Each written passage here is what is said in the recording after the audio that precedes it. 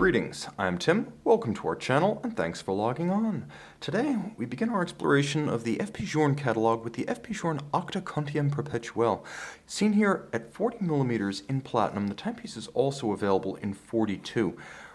FP Journe's journey from complex calendars to perpetual calendars took its first step in 2009 with a 4th anniversary special edition for his Tokyo boutique. However, FP Journe took perpetual calendar engineering and functionality, as well as user-friendliness, to the next level in 2015 with the Octa Quantième Perpétuel, a watch with a complete calendar display. You'll note day, month, date, leap year phase indicator, and all of this adjusted tool-free. First, let's talk about fit and feel, because ergonomics do come first in the ownership and experience of a watch. The watch is remarkably slim at only 11mm in thickness and lug-to-lug a very manageable 48mm. The timepiece on the wrist,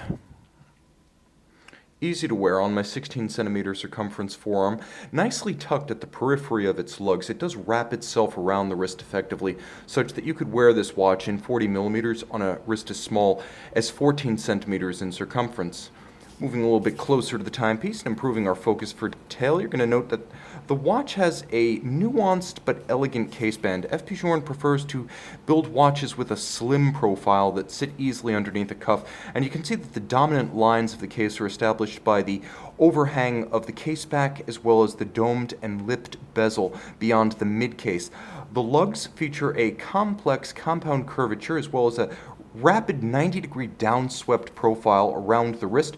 The strap, a high-grade, large rectangular scale alligator leather, as you can see, with a sheer edge, a monotone stitch, and on the underside, two pleasant surprises. FP Journe factory straps use alligator leather on both sides for long-wearing durability, and you can see pull-tab springs allowing the finger alone to remove both sides of the strap for quick swapping of shoes or close cleaning between the lugs.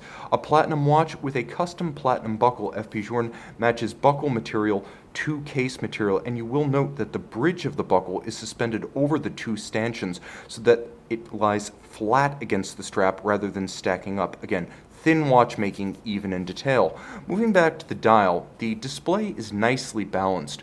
It has a bilateral symmetry with the FP Journe logo and marquee counterbalancing the power reserve.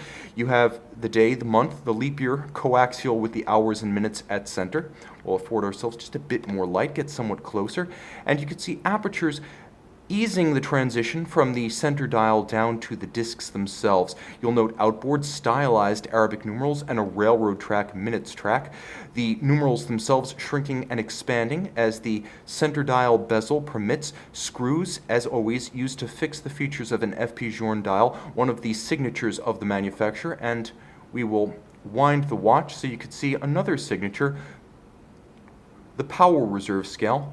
Automatic winding, but you can wind it manually, biomorphic blued hands at center, and the hidden system for adjusting the month perfectly flush with the lug at 2 o'clock. You will note that you can adjust the date as well as the day using the crown, and we'll pull it to its intermediate setting position to demonstrate this functionality.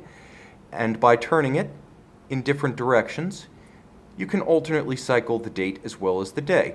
But you can drive the month using the date, you can run all the way up to 30 and beyond, or you can simply withdraw the device that's used to rapidly cycle and reset the month. Therefore, no pusher adjusters or tools necessary to set this watch. Turn it all over. 120 hours of power reserve, courtesy of the FP Journe manufacturer caliber 1303. Let's get close and appreciate the details, because the entirety of the movement executed in 18-karat rose gold. Now, FP Journe is a complete vertically integrated manufacturer, so everything you see from the bridges and the plates of the movement to the case and the dial itself, constructed in-house by FP Journe within his Geneva family of companies. Now, the timepiece does have an automatic winding system. It is unidirectional for greater efficiency with ceramic rotor bearings operating unlubricated at center. 120 hours of power reserve. In theory, the watch could run for as long as 7, but FP Journe decides that 5 days is the rating because 5 days is the period through which isochronism and precision are ensured. A large balance beating away at 21,600 vibrations per hour. It uses a large polar moment. It has a polar moment or an inertia of 10.1 milligrams per centimeter squared, so it makes up for its traditional and stately beat rate with a very large moment of inertia. It is also free sprung, so it can take a precise adjustment and then hold it resolutely in the face of bumps and disruptions on the wrist. Now, a perpetual calendar system driven by this 18-karat rose gold movement, it needs to be adjusted only once, provided you wear it routinely and keep it energized. Only the year 2100 will require anything more than an automatic adjustment by the mechanism itself. You will note a panoply of finishing styles. There is a beveled chamfering or anglage about the edge of the bridges, and you can see them lighting up as I turn them oblique to the camera. All screw heads black polished. A grand doge or barley corn on the 22-karat gold winding mass. You will note circular Côte de Genève or stripes across the bridges, perfectly aligned, and across the base plate itself, a micro perlage engine turning.